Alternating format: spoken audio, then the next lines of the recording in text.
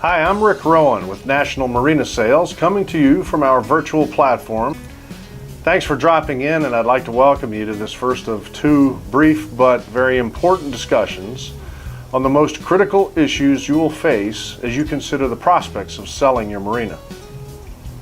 The topics on our plate for this section are as follows: representation in the deal, preparing to sell, and valuation of the business. Okay, so let's go through each one.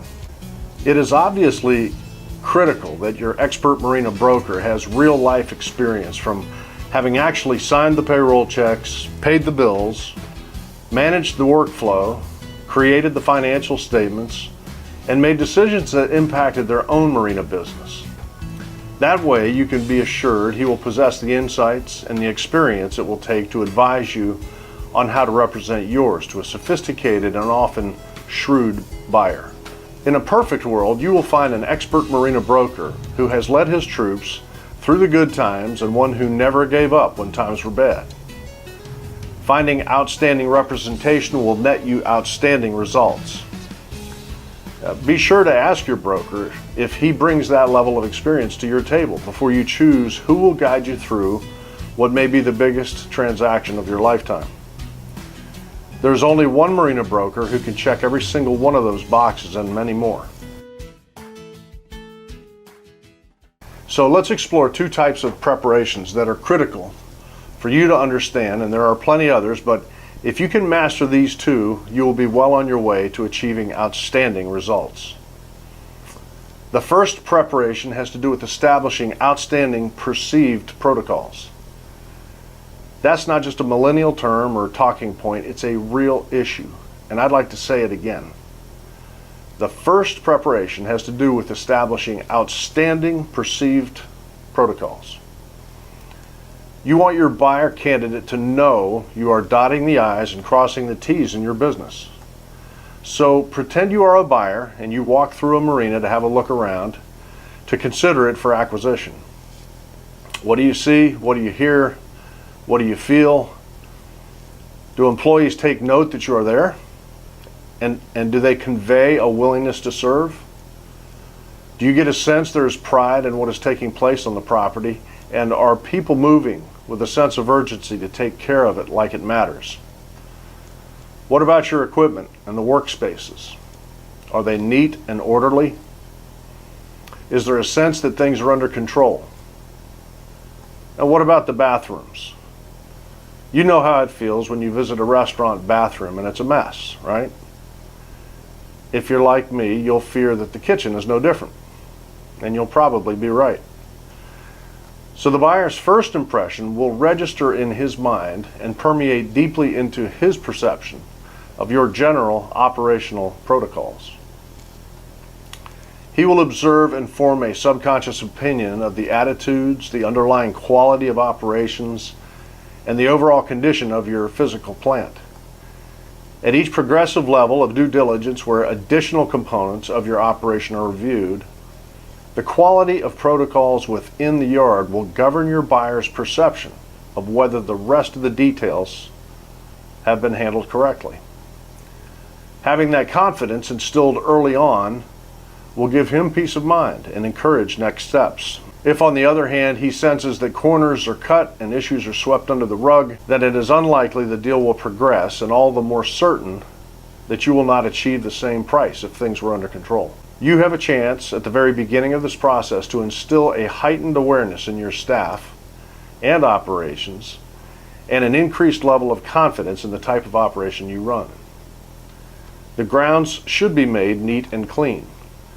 The equipment and its components should be maintained. The docks and walkways should be pressure washed and sharp, and all manner of clutter should be eliminated completely. All that can usually be sufficiently accomplished with little out of pocket. You should only spend significant money on things that really matter. The best general rule is to spend a little on things that will improve your presentation a lot, and leave it at that. If, on the other hand, you are still a year or two away from selling, then you may want to look at it differently, since that would give you more time. Then, in addition to slowly addressing protocols and cleanliness, time and money it will cost you to improve profitability and incorporate preferred income streams is where you should focus. So for example, if you spent $150,000 expanding your wet slips to generate an additional net income of say $40,000, the value of your marina would increase by 500 grand. That's an 8 cap on $40,000 of net income. It's a big difference for a relatively small investment.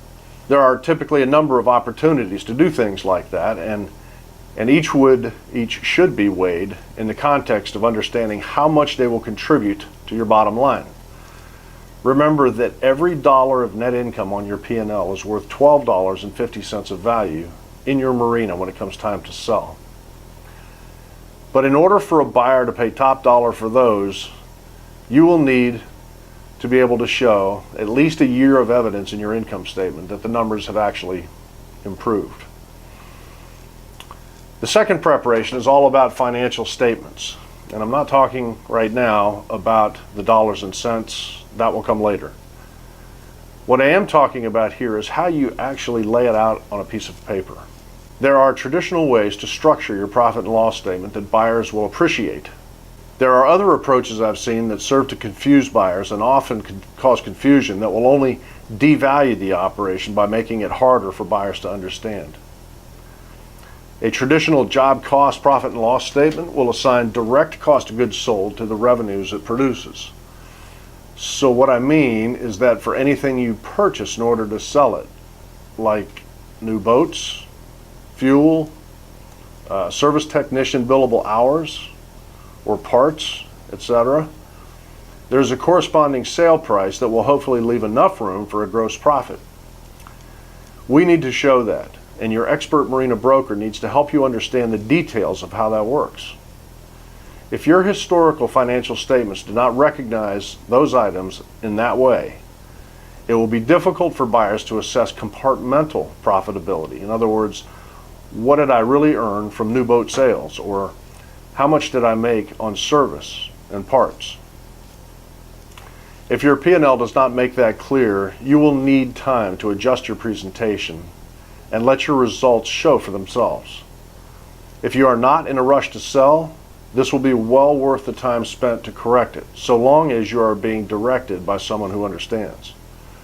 Your expert marina broker should be willing to make those adjustments for you on a separate spreadsheet, while leaving the integrity and accuracy of your in-house financials fully in place. This way, buyers will be impressed to note that you are producing meaningful information which allows management to make timely decisions based on accurate data to run the business. So this is about valuing your marina now, and it's a big topic, and let's get into that. So you have to understand that there is no set rule for how to value a marina. There are, however, generally accepted benchmarks and metrics that are effective to suggest approximate value in most cases.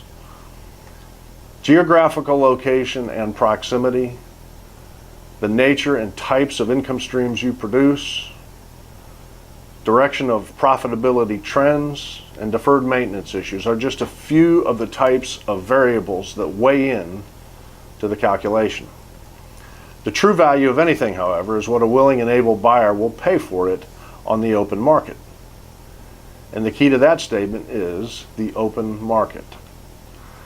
So by all means, avoid the big buyers who show up on your front doorstep with an NDA in hand, some call it a gag order, so they can assess your facility, tell you what it's worth, and then attempt to steal it from you at the price that works for them.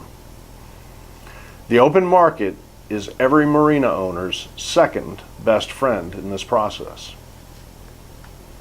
Don't let buyers tell you anything different. This is common sense, folks. When competition speaks, then sellers honestly achieve the highest possible value which they deserve. That said, we do have helpful tools that allow us to measure the relationship between profitability and price, called cap rates or capitalization rates. We also have tools that measure value in terms of square footage as compared to similar transactions that have already closed, called comps or comparable sales. Lastly, there are measures that consider the value of your real estate and include the depreciated value of whatever was built and became part of the property. And we call that the cost basis. By far the most typical and reliable method involves direct capitalization based on historical income streams, and that's what I will focus on in more detail in our next talk. Brief side note, in tomorrow's session I will help you understand in a very simple way what a cap rate really is, so you can finally understand this counterintuitive assessment methodology. It's really not that hard to understand once you get the foundation right. For now, let me make it very clear that the types of income streams you generate, such as storage, boat sales, service, parts, fuel, boat club, ship store, etc., and the adjusted net income that each of them produces, whether combined into a single group called adjusted income or EBITDA, or whether they are separated and valued individually based on multiples of cash flow and cost comparisons, these are likely to be the indicators which will speak loudest to the true value of your facility on today's open market. I am reminded daily in my business that every marina is unique. Every seller I meet is correct when they say that, and every one of them does. A seller is well advised to not rely on his marina's uniqueness, but rather on its current profitability, its operational protocols, and value add opportunities that may exist for its next owner when assessing value. The uniqueness that most sellers generally refer to will speak more to sellability rather than to value in most cases, but we don't want to overlook anything, and we will not. And the guy I was talking about earlier, who has worn your boots and fought your daily battles, can be reached at the number and or the email address below. Call right now or anytime if you would like to talk about your circumstance. There is obviously no obligation as a result of a phone call or a visit or all of the stuff that leads up to the relationship that gives you confidence. And please rest assured that everything is strictly confidential. I will be happy to send my signed NDA showing my commitment to you regarding confidentiality before we even discuss anything if you like. Thanks for watching. I'm out.